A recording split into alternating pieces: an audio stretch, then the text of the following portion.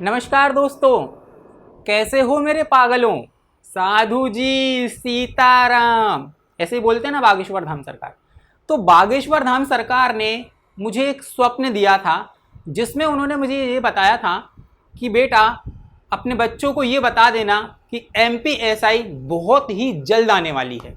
और मुझे ये भी बताया था कि इसकी रणनीति किस तरीके से सेट करोगे। ये जो रणनीति मैं आप लोगों को बता रहा हूँ ये बागेश्वर धाम सरकार द्वारा ही बता रहा हूँ। और ये भी आप लोगों को बताना चाहता हूँ कि इस रणनीति की सहायता से आप एमपीएसआई कैसे निकालोगे, वो भी चुटकी बजाकर। तो इस रणनीति को अपने दिमाग में फिट कर लेना, क्योंकि इस रणनीति के द्वारा आप एमपीएसआई को बेहद सरलता से आप कंप्लीट कर जाओगे, क्रैक कर जाओगे। तो सबसे पहले मैं आप लोगों को ये बताना चाहता हूं कि बच्चे जो होते हैं, विद्यार्थी जो होते हैं, स्टूडेंट जो होते हैं, वो दो तरीके के होते हैं। सबसे पहले अगर मैं बात करूं तो एक होता है नया बच्चा और एक होता है खिलाड़ी। खिलाड़ी इन द सेंस कि मतलब वो 1-2 साल से तैयारी कर रहा है, उसको सिलेबस के बारे में पता है, उसको पुराने पेपरों के बारे में पता है, तो उसकी रणनीति अलग होगी। तो मैं दो तरीके से रणनीति बताऊंगा, एक नए बच्चों के लिए रणनीति बताऊंगा और एक जो पुराने बच्चे हैं उनके लिए रणनीति बताऊंगा। और पुराने जो बच्चे हैं ना मेरे दोस्तों, मेरे पागलों, तो ध्यान से सुन लेना। इतने दिनों से तैयारी कर रहे हो, सब चीज़ पता होने के बाद में भी तुम्हारी एमपीएसआई क्यों नहीं निकल रही है, क्यों क्रैक नहीं कर पा रहे हो, that is a main point. तो जो सबसे जो मेन और महत्वपूर्ण बात है ना, वो आप लोगों के लिए मैं बताऊंगा कि आपसे एमपीएसआई क्रैक क्यों नहीं हो रही है। तो ध्यान से सुनिएगा और इस रणनीति को अपने दिल में, अपने जहन में, अपने दिमाग में कान खोलकर उतार लीजिए। क्यों? क्योंकि जब तक ये रणनीति तुम नहीं सीखोगे, नहीं समझोगे, तो भूल जाना कि 2023 में आप लोगों की एमपीएसआई आप क्रैक भी कर पाओगे। तो मैं बढ़ता हूँ, एक एक करके स्टेप बाय स्टेप चीज़ों को हम सीखेंगे। सबसे पहले मेरा सवाल ये है कि आपको एमपीएसआई क्यों करना है, आप क्यों बनना चाहते हैं एमपीएसआई। एक तो वो लोग होंगे जिनने तो टारगेट कर ही रखा है कि उनको एमपीएसआई बनना है, और कुछ लोग ऐसे भी होंगे जो एक भीड़ की डायरेक्शन में चल रहे हैं कि सबको करना है तो हमको करना है ना। ऐसे लोगों से मैं थोड़ा सा बच के रहता हूँ। देखो, हमने टारगेट बनाया है तो हम ही को निकालना है कि न रहबर न रह गुजर से निकलेगा, हमारे पैर का कांटा तो सिर्फ हम ही से निकलेगा। और किसी गली में बूढ़ा फकीर कहता था, यकीन मानिए खजाना सिर्फ यहीं से निकलेगा। तो इस खजाने को सुनिएगा और दिमाग में उतारिएगा। तो सबसे पहले मैं ये बात करता हूँ कि एमपीएसआई में सबसे पहली स्टेप आप लोगों को क्या पता होना चाहिए। सबसे पहली स्टेप आप लोगों को पता होना चाहिए कि उसका सिलेबस क्या है, उसमें क्या क्या आता है ना। जब तक हमें सिलेबस नहीं पता, हम चीज़ों को कैसे समझेंगे कि हमें क्या पढ़ना है और क्या छोड़ना है। जीके का सागर इतना बड़ा है, सब्जेक्ट इतने सारे हैं, एक समुंदर में से कितनी बाल्टियां मुझे निकालना है, ये अगर आप लोगों को पता चल गया तो समझ लेना कि आपने इस दुनिया में जो आप काम कर रहे हो, जो भी आपने टारगेट बनाए हैं, उसको आप फुलफिल कर जाओगे। अन्यथा एक समुंदर में से बाल्टी कितनी निकालना है, कितना जल निकालना है, ये आपको नहीं पता है तो आप समुंदर में डूब ही जाओगे। बोलिए जय जय श्री राम। उनका हो ही जाना है निपटारा पूरी तरीके से। तो सबसे पहले आप लोगों को बताता हूं कि एमपीएसआई के अंतर्गत भाई हमारा 200 नंबर का पेपर आता है। कितने नंबर का आता है? 200 नंबर का पेपर आता है दोस्त। और पेपर एक ही रहता है लेकिन सेक्शन वाइज होता है। सबसे पहले जो सेक्शन आता है वो आता है आपका हिंदी का प्लस इंग्लिश का। 2 सेक्शन आपके आते हैं। पहला सेक्शन आता है हिंदी और इंग्लिश का। तो हमें ये पता होना चाहिए कि कितने नंबर का आता है। 100 नंबर का आता है। 1 नंबर का एक क्वेश्चन आता है, मतलब कि आप लोगों को 100 नंबर पे टारगेट करना है सबसे पहले। दूसरे खंड की हम सेक्शन की बात करते हैं तो दूसरे सेक्शन में क्या आता है आपका, देखो सारे सब्जेक्ट आ जाएंगे, सारी खिचड़ी दूसरे सेक्शन में ही पकेगी। लेकिन दूसरे सेक्शन में जो खिचड़ी पक रही है दोस्तों, उसमें कितना नमक मिलाया जाना है ये हमें पता होना चाहिए। कैसे पता होना चाहिए आप लोगों को बताता हूँ। सारे सब्जेक्ट इसमें ही आएंगे। देखो इसके अंतर्गत जीके के सारे सब्जेक्ट आ जाएंगे दोस्त। अब जीके के सब्जेक्ट क्या होते हैं आपके? हिस्ट्री होती है, पॉलिटी होती है, इकोनॉमिक होती है, साइंस होता है, करेंट अफेयर्स होते हैं, है ना। उसके बाद आप लोगों के और भी सारे सब्जेक्ट आते हैं। ये सारे जीके के जितने भी सब्जेक्ट हैं वो हमें यहाँ से देखने को मिलेंगे। उसके बाद क्या आता है दोस्त? उसके बाद मैथ आती है प्लस रीजनिंग आता है। मैथ रीजनिंग भी इसमें ही आना है आपका, मैथ रीजनिंग भी इसमें ही आना है दोस्त आपका। समझ जाना बात को कि जीके के सारे सब्जेक्ट तो इसमें आना ही है, एमपी इसमें आना ही है। मोस्ट इंपॉर्टेंट है मध्य प्रदेश, हमारा प्यारा मध्य प्रदेश, सुख का दाता सबका साथी हमारा मध्य प्रदेश। तो आप लोगों को रणनीति सही सही बता रहा हूं मैं, और उसको ध्यान से सुन लेना। अभी तो केवल एक ऑल ओवर व्यू में बता रहा हूं आपको कि इसमें सिलेबस में क्या क्या आता है। फिर जो समुंदर में से जो बाल्टी निकालना मैं आपको बताऊंगा वो आप ध्यान से सुनिएगा। अभी आप लोगों को केवल सिलेबस पता होना चाहिए, है ना। हम सिलेबस के ऊपर डिस्कशन कर रहे हैं, ठीक है। तो मैंने क्या बताया कि हमारा जो पहला खंड है उसमें 100 नंबर का जो आता है, 100 नंबर का हिंदी और इंग्लिश आती है। और दूसरा खंड जो आता है उसमें जीके के सारे सब्जेक्ट आ जाएंगे, history, geography, polity, economics, science, current affairs, और आता है आपका एमपी भी आता है, मैथ रीजनिंग भी आती है। अब इतने सारे सब्जेक्ट जो कि आएंगे आपके 100 नंबर के, कितने आएंगे? मात्र और मात्र 100 नंबर में इतने सारे सब्जेक्ट आप लोगों के आने हैं। तो ये तो था दोस्तों इसका सिलेबस, ये पुराना सिलेबस है। अभी दिक्कतें देखो कहाँ पर आ रही हैं। दिक्कतें ये आ रही हैं कि अभी कहीं कहीं आप लोगों को ये सुनने में आ रहा है कि एमपीएसआई का सिलेबस चेंज होने वाला है।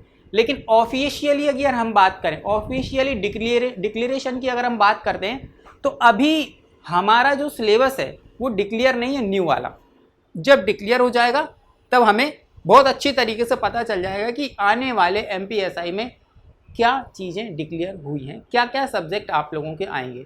बहुत सारे चैनल्स पे चल रहा है कि सिलेबस चेंज हो रहा है, फिर ये है, लेकिन ऑफिशियली अभी अगर अपन बात करें तो उनने इस तरीके की पूरी सिलेबस को डिस्क्राइब नहीं किया है कि ये सारी चीज़ें हम अभी तक पूछेंगे। इसलिए ये थोड़ा सा पुराना सिलेबस है, इसके अकॉर्डिंग ही मैं आप लोगों को बात करूँगा। और देखिए अभी क्या हो रहा है, अभी ये हो रहा है दोस्त कि समय कम बचा हुआ है, समय कम बचा हुआ है, चुनाव आने वाले और चुनाव के पहले वैकेंसी कराना है। तो इस सीमित समय में सरकार को जो है एक स्ट्रेटजी बनाने में सिलेबस की, इंटरव्यू की और फिजिकल में जो नंबर जुड़ेंगे उस पर थोड़ा सा वर्क करना पड़ेगा। तो मैं मान के चल रहा हूँ कि अगर चीज़ें चेंजेस होती है तो हमें उसमें भी कोई समस्या नहीं आएगी, उसके ऊपर भी पूरी तरीके से आप लोगों को रणनीति बताई जाएगी। लेकिन अभी मैं जो रणनीति बता रहा हूँ आप उसको अच्छी तरीके से समझिएगा। तो ये मैंने 100 नंबर का बता दिया है और ये 100 नंबर का बता दिया है, ठीक है। इसमें सारे सब्जेक्ट आप लोगों के आने वाले हैं। लेकिन अब इसमें से बाल्टी कितनी निकालनी है, समुंदर में से जल कितना निकालना है, ये आप लोगों को बताता हूँ। कि खिचड़ी बना रहे हैं तो नमक कितना डालना है, कहीं खारी तो नहीं हो जाएगी, कहीं फीकी तो नहीं हो जाएगी। तो वही स्ट्रेटजी आप लोगों को अपनानी है। देखो अब मैं आप लोगों को ये चीज़ें बताता हूँ कि दोस्त इसमें हमको क्या क्या चीज़ें छोड़नी है और क्या क्या चीज़ें पकड़नी है।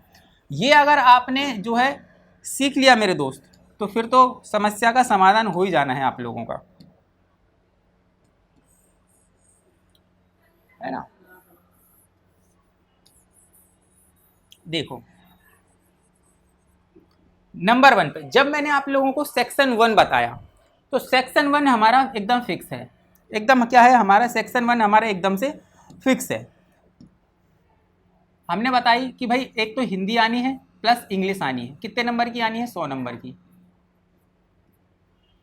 तो सागर में से जो बाल्टी निकलेगी ना वो यहीं से निकलेगी, यहीं से निकलना है, ध्यान रख लेना।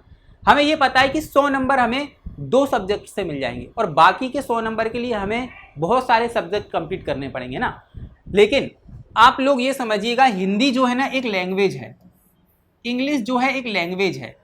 इनको कंप्लीट करने में आपको ज़्यादा समय नहीं लगेगा। आपने अगर पुराने खिलाड़ी हो तो आपको समय नहीं लगना चाहिए, आप नए खिलाड़ी हो तो भी आपको ज़्यादा समय नहीं लगना चाहिए, ठीक है। कैसे कि 100 नंबर में तो हमने ये देख लिया दोस्त कि 100 नंबर में हमारे ये एकदम कंफर्म हो जाते हैं कि हमको 2 सब्जेक्ट पढ़ना है, हमको 100 नंबर मिल जाएंगे। और बाकी के जो आप लोगों के जितने भी बचे हुए सब्जेक्ट हैं, जीके के हो या प्लस आपका एमपी हो, है ना, फिर या आपका मैथ रीजनिंग हो, है ना, या फिर आपके करेंट अफेयर्स हो, ये सारी चीज़ें आप लोगों को 100 नंबर देंगी। और 100 नंबर में आपको इतने सारे सब्जेक्ट पढ़ने हैं, इसमें से भी क्या पढ़ना है, देखो अब मैं आपको बताता हूँ।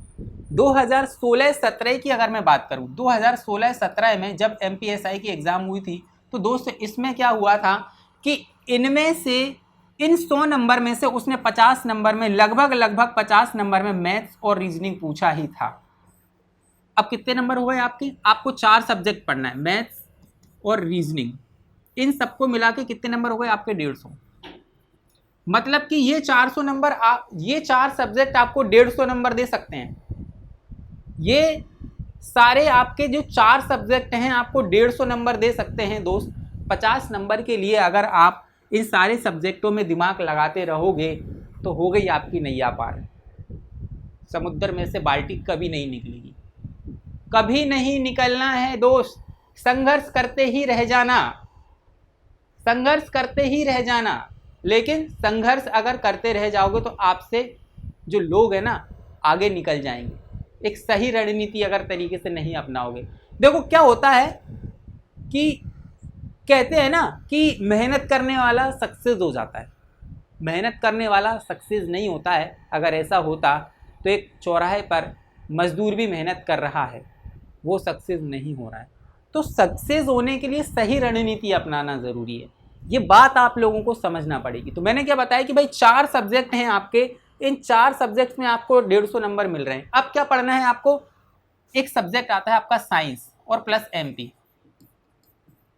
और आता है आपका, मैं आप यहां पर ले लेता हूं करेंट अफेयर्स। ये आप लोगों को लगभग मैं बता रहा हूं आपके 150 नंबर तो ये हो गए आपके 25 नंबर आराम से, 25 से 30 नंबर ये आप लोगों को देंगे। 25 से 30 नंबर देंगे तो कितना हो जाएगा आपका?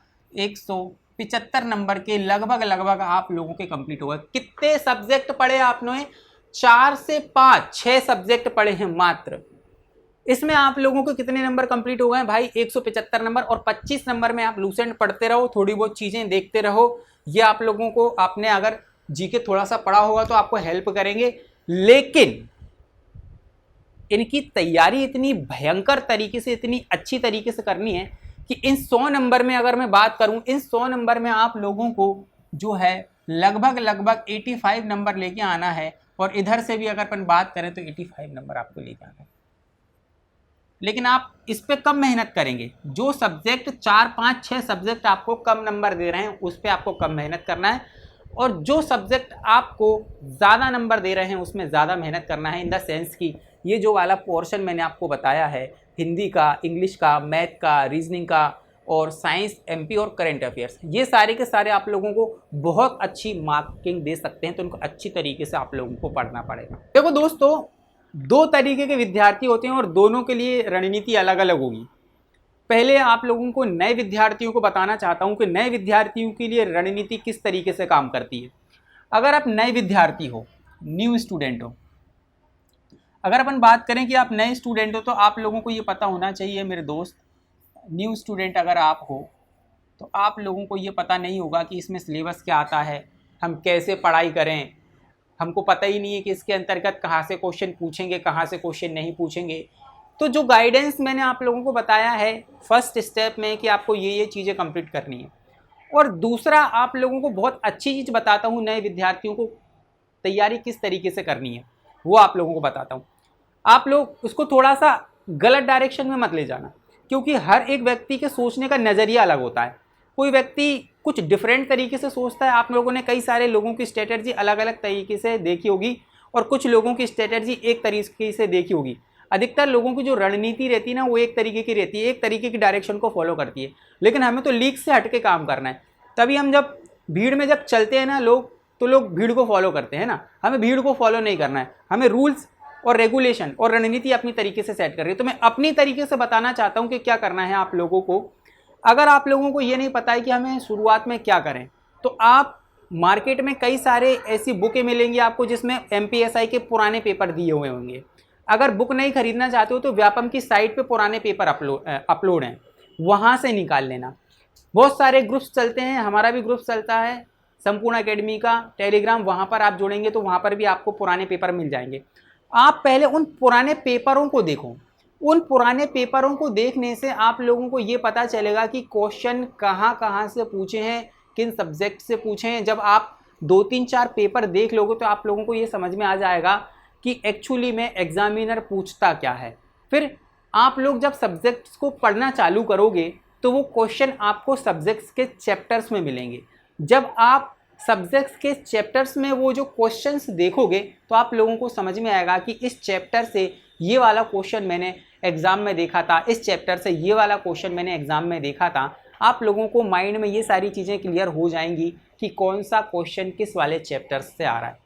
तो ये थोड़ी सी डिफरेंट रणनीति है जो मैंने आप लोगों को बताई थी कि पहले ओल्ड पेपर पढ़ें, ओल्ड पेपर देखें, फिर सब्जेक्ट्स पर ध्यान दें, तो आप लोगों को पता चलेगा कि कौन से चैप्टर से कौन से क्वेश्चंस आते हैं। ये रणनीति थोड़ी सी मैंने आप लोगों को डिफरेंट बताई है कि जो नए विद्यार्थी हो पहले पुराने पेपर देखें, सब्जेक्ट के ऊपर मत कूद पड़ें। सब्जेक्ट तो जो टीचर पढ़ाएंगे आप लोगों को वो उस तरीके से पढ़ना है आपको, क्योंकि आप तो नए हैं, आपको पता ही नहीं कि क्या करने पढ़ना है क्या नहीं पढ़ना है। लेकिन पुराने पेपर देखने से आप लोगों को ये चीज़ें समझ में आ जाएंगी कि एक्चुअल में क्वेश्चन किस तरीके से बनते हैं और किस तरीके से पूछे जाते हैं। तो पहले पुराने पेपर देखें, फिर अपनी तैयारी चालू करें, फिर वो फोकस करें। किस तरीके से फोकस करें आप लोगों को, आप हिंदी और इंग्लिश पे फोकस करें, आप हिंदी और इंग्लिश पे फोकस करें। नए विद्यार्थी हिंदी और इंग्लिश पे फोकस करोगे तो आप लोगों के 2 सब्जेक्ट आप पहले अच्छी तरीके से कंप्लीट कर लें। उसके बाद नए विद्यार्थियों से मैं ये कहना चाहूँगा कि धीरे धीरे जब आप हिंदी और इंग्लिश पढ़ने की कोशिश करोगे, पढ़ोगे, तो उसका शेड्यूल अलग तरीके से बनाएं। शेड्यूल किस तरीके से बनाएं कि भैया मेरे को 4 घंटे हिंदी इंग्लिश को देना है और लगभग 4 घंटे मेरे को अदर सब्जेक्ट पे देना है, मैथ रीजनिंग पे देना है, प्लस एमपी पे देना है। इस तरीके से पहले चीज़ों को बांट लो, बांट के चीज़ें पढ़ो कि 4 घंटा मेरे को सुबह हिंदी इंग्लिश पढ़ना है और क्लास में जो पढ़ाया जा रहा है मैथ रीजनिंग और एमपी पढ़ाया जा रहा है, उस हिसाब से चीज़ों को धीरे धीरे पढ़ने की कोशिश करो। तो नए व्यक्ति की जो रणनीति है वो कुछ इस तरीके से काम कर सकती है मेरे दोस्तों, है ना। तो ये नए विद्यार्थियों के लिए जब धीरे धीरे आप चीज़ों को पढ़ना चालू करोगे, सीखना चालू करोगे, तो चीज़ें आप लोगों को धीरे धीरे समझ में आने लग जाएंगी। फिर जब धीरे धीरे चीज़ें समझ में आने लग जाएंगी तो अपने हिसाब से चीज़ों को कैलकुलेट करके चीज़ों को बांट के पढ़ने की कोशिश करना, है ना। ये धीरे धीरे चीज़ें समझ में आएगी नए बच्चों को। अब बात करते हैं अपन ओल्ड स्टूडेंट की। ओल्ड स्टूडेंट मेरे दोस्तों जो ये होता है, अगर अपन बात करें, ये खिलाड़ी होते हैं लेकिन इनकी भी एग्ज़ाम क्रैक नहीं होती है। पढ़ते हैं लेकिन क्या पढ़ते हैं, कितना पढ़ते हैं, कुछ समझ में नहीं आता। 8-8 घंटे पढ़ते लेते हैं, 8-8 घंटे, लेकिन क्या पढ़ते हैं 8 घंटे हम हिस्ट्री पढ़ रहे हैं भैया, ज्योग्राफी पढ़ ले रहे हैं, इकोनॉमिक्स पढ़ ले रहे हैं, पॉलिटी पढ़ रहे हैं, दिन भर लूसेंट में सर घुसा के पढ़ेंगे तो पढ़े रहो, कोई दिक्कत नहीं है। आना वहाँ से 25-30 क्वेश्चन है, तो ऐसी गलती मत करो। सबसे पहली बात तो मैंने यही बताई है आप लोगों की, ओल्ड स्टूडेंट के साथ में दिक्कत ये आती है कि वो रणनीति सही से नहीं बनाते, तो रणनीति बनाना सीखो दोस्त। दूसरी बात, अगर कोई स्टूडेंट है, दूसरी सबसे बड़ी वो गलती ये करता है पुराना खिलाड़ी कि आज की डेट में पेपर होते हैं ऑनलाइन, दिमाग को रखना पड़ता है स्टेबल, मानसिक स्थिति को बहुत अच्छी तरीके से उनको कंट्रोल में रखना पड़ता है। तो ये कैसे कंट्रोल में आएगी? हमारी प्रैक्टिस नहीं है दोस्त। हम जाते हैं मुंह उठा के पेपर देने जाते हैं, कोई मॉक टेस्ट नहीं लगाते। और ये याद रख लेना, अगर आपने मॉक टेस्ट नहीं लगाए हैं तो मैं 100% लिख के दे रहा हूँ, आपका एग्ज़ाम नहीं निकलना। आपको जो चीज़ आती है ना, आप एग्ज़ाम में वो भी भूल जाओगे आप दोस्त। तो ये याद रखना, जब तक मॉक टेस्ट नहीं लगाओगे तब तक कुछ नहीं होना। तो ये याद रखो कि हफ्ते में 2 मॉक टेस्ट लगाने ही हैं दोस्त, हफ्ते में 2 मॉक टेस्ट लगाने हैं, चाहे कहीं से भी लगाओ, जिस भी कोचिंग से पढ़ रहे हो उससे लगाओ, दुनिया जमाने की जो है आप लोगों की ऑनलाइन एप्लीकेशन चल रही हैं जो पेपर प्रोवाइड करवाते हैं वहाँ से लगाओ, अपनी कोचिंग संस्थान से लगाओ। और वो भी नहीं होता तो मेरे दोस्त व्यापम पे ढेर पुराने क्वेश्चन पढ़े हैं, टाइमर सेट करो और लगाओ, कम से कम ऑफलाइन लगाओ, लेकिन टाइम मैनेजमेंट करके लगाओ। और एक इम्पॉर्टेंट बात, मैंने क्या कहा कि ये चीज़ ऑनलाइन चलती है, ऑनलाइन जब चलती है तो माइंड डाइवर्ट होता ही है दोस्त। हम डिप्रेशन में ये तक भूल जाते हैं कि भाई 4 ऑप्शन देख के सारे ऑप्शन एक जैसे लगते हैं, सारे ऑप्शन एक जैसे लगते हैं। तो जब तक ऑनलाइन प्रैक्टिस नहीं करोगे, मॉक टेस्ट नहीं लगाओगे, तो याद रखना आपका सिलेक्शन बेहद मुश्किल है। जब हम एग्ज़ाम से बाहर निकल के आते हैं तब हमें ये पता चलता है कि ये क्वेश्चन हमें आता था लेकिन हम भूल गए, हमारी ऑनलाइन मॉक टेस्ट देने की प्रैक्टिस ही नहीं थी। और ये मैं चैलेंज दे रहा हूं आप लोगों को, ये मैं एक चैलेंज आप लोगों को दे रहा हूं कि आपके नंबर अगर नहीं बढ़ते हैं तो आपने वो मॉक टेस्ट नहीं लगाए। आप जब जब मॉक टेस्ट लगाना चालू करोगे ऑनलाइन तो आप लोगों के नंबर बढ़ना चालू हो जाएंगे, गारंटी दे रहा हूं। मॉक टेस्ट लगाना बहुत ज़रूरी है, क्योंकि हमने पढ़ा तो सब कुछ है, सब कुछ पढ़ा है मेरे दोस्त, हमने क्या पढ़ा हुआ है, सब कुछ पढ़ा है, लेकिन नंबर भी क्यों कम आ रहे हैं? क्योंकि 4 ऑप्शन देख के हम उलझ जा रहे हैं, जो क्वेश्चन भी हमें आता है उसमें भी उलझ जा रहे हैं, क्योंकि मॉक टेस्ट देके हमने प्रैक्टिस ही नहीं की है। दूसरी बात, मॉक टेस्ट देने का सबसे बड़ा फायदा ये है कि हमें ये पता चल जाता है कि हम कौन से पोर्शन में कमज़ोर हैं, कहाँ से नंबर कम आ रहे हैं हमारे। उस पोर्शन को कंप्लीट करना बेहद ज़रूरी है, बेहद ज़रूरी है। ये फ़ायदा होता है कि हमें चीज़ें ये पता चलती हैं कि हमने गलती कहाँ की है। और 90% बच्चे मॉक टेस्ट दे के नहीं जाते, पता ही नहीं चलता, पता ही नहीं चलता। अब व्यापम जो है एक एडवांस लेवल को फॉलो कर रहा है, क्वेश्चन बनाने के तरीके उनके समझने पड़ेंगे, डीप क्वेश्चन आ रहे हैं। मैथ रीजनिंग का जो पोर्शन आ रहा है वो एसएससी लेवल तक का आ रहा है, इंग्लिश का पेपर जो आ रहा है, इंग्लिश के क्वेश्चन पूछे जा रहे हैं वो एसएससी लेवल तक के आ रहे हैं। उस लेवल की आप लोगों को तैयारी करना है। जितने भी इंग्लिश के, मैथ रीजनिंग के अच्छे नंबर लाने के लिए आपको जितने भी एसएससी के पुराने पेपर हैं सारे के सारे लगा लो। जितने भी क्वेश्चन आएंगे वो रिपीटेड क्वेश्चन आएंगे और उनमें संख्या बदल दी जाएगी, मैथ रीजनिंग इंग्लिश की। ये अनुभव से बता रहा हूँ, ये अनुभव से बता रहा हूँ। अभी मैंने जितने भी पुराने पेपर देखे हैं, आपके एसएससी के पेपर को, पैटर्न को फॉलो कर रहा है वो। और पेपर को फॉलो करने के बाद भाई क्या किया जा रहा है, वही की वही क्वेश्चन देखने को मिल रहे हैं, एसएससी के देखने को मिल रहे हैं, पुराने पेपर देखने को मिल रहे हैं। निकाल लो और लगा लो, कहाँ दिक्कत आ रही बताओ मेरे को। तो चीज़ों को सही तरीके से जब समझोगे ना तब आप लोगों को पता चलेगा। सबसे पहले मैंने आप लोगों को यही बताया कि भाई एक तो स्ट्रेटेजी अच्छे से बनाओ। नए लोगों की स्ट्रेटेजी अलग रहेगी, पुराने लोगों की अलग रहेगी। और जो तगड़ी खिलाड़ी हैं भैया, जिनको अपने हिसाब से बनाना है, तो उनकी स्ट्रेटेजी वो अपने हिसाब से बनाए। चलो तो दोस्तों, मैंने आप लोगों को सिलेबस भी बता दिया है, रणनीति कैसे बतानी है वो भी बता दिया है, क्वेश्चन कहाँ से आने हैं वो भी बता दिए हैं। सारी चीज़ें मैंने डिस्कस कर ली हैं। अब आप लोगों के ऊपर सारी चीज़ें हैं, आप लोगों को किस हिसाब से पढ़ाई करना है, किस हिसाब से पढ़ाई नहीं करना है। एक और चीज़ बता देता हूँ कि भैया आप लोगों का शेड्यूल क्या होना चाहिए, शेड्यूल बता देता हूँ। अगर आप घर पे ही पढ़ाई कर रहे हो तो 8 घंटे निकालना बहुत इजी है, बहुत इजी है। कोई काम नहीं करना है, तुम दिन भर फ्री रहो, दिन भर घूमो फिरो ऐश करो, कोई दिक्कत नहीं है। मैं आप लोगों को बताता हूँ। आपको मॉर्निंग में सुबह 8 बजे उठना है भाई। कितनी बजे उठना है आपको? मॉर्निंग में सुबह 8 बजे उठना है और 8 से 12 पढ़ाई करनी है, तो 4 घंटे हो गए। रात को आप पढ़ सकते हो 8 से 12, तो कितने घंटे होगा? 4 घंटे। टोटल कितने हो गए आपके? 8 घंटे। अब भाई 12 से लेके 8 तक, 12 से लेके अगर अपन बात करें 12, 1, 2, 3, 4, 5, 6, बहुत दिन भर का टाइम है आपके पास में। 8 घंटे पढ़ने के बाद में आपके पास दिन भर का टाइम है, उसमें खाना पीना सोना सब कर लेना। 8 घंटे तो भी निकल रहे हैं आपके, तो भी निकल रहे हैं। शेड्यूल आप अपने हिसाब से बना सकते हैं, शेड्यूल में कोई दिक्कत नहीं है। पढ़ना कितना है वो भी आप अपने ऊपर डिपेंड करता है कि हमें किस तरीके से पढ़ना है, कहाँ कहाँ कैसी रणनीति है। तो मैंने रणनीति बता दी है, सिलेबस बता दिया है, क्वेश्चन कहाँ से आएंगे, कौन कौन से सब्जेक्ट आते हैं वो भी बता दिए।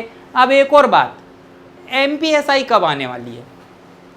भैया चुनाव है, मामा जी ने लाडली बहना तो निकाल दी है, लेकिन भांजों को बेरोजगार छोड़ दिया है, तो ज़रूर आएगी। आप अपनी तैयारी तो रखो। कल आपसे अगर कोई आपकी एग्ज़ाम ले लेना तो आपको ये पता होना चाहिए कि भैया मेरी तैयारी पूरी है। जो व्यक्ति ऐसा करते हैं तभी वह सफलता तक पहुंच पाते हैं, अन्यथा जब प्यास लगेगी कुआं तभी खोदा जाएगा, ऐसा व्यक्ति कभी सक्सेस नहीं होगा। ये याद रख लेना। तो MPSI आ रही है, बहुत जल्दी आ रही है, ये मैं गारंटी के साथ कह सकता हूँ। इसलिए अपनी परीक्षा को सुनिश्चित करने के लिए सारी की सारी ऑनलाइन फ्री क्लासेस मैं आप लोगों के लिए लेकर आ रहा हूँ, सारे सब्जेक्ट की। इसीलिए संपूर्ण एकेडमी के यूट्यूब चैनल को आप ज़रूर से ज़रूर सब्सक्राइब कर लें और बेल आइकन को दबाना बिल्कुल भी ना भूलें, क्योंकि जब भी मैं कोई वीडियो लेक्चर आपके लिए लेकर आऊँगा लाइव क्लास, तो आपको नोटिफिकेशन मिलेगा। तब आप लोग अपनी परीक्षा को, अपनी तैयारी को सुनिश्चित कर पाएंगे। अब मुझे दीजिए इजाज़त, मिलूँगा मैं फिर आपसे कल इसी समय इसी प्लेटफॉर्म पर। धन्यवाद। साधु जी, सीताराम, जय श्री राम।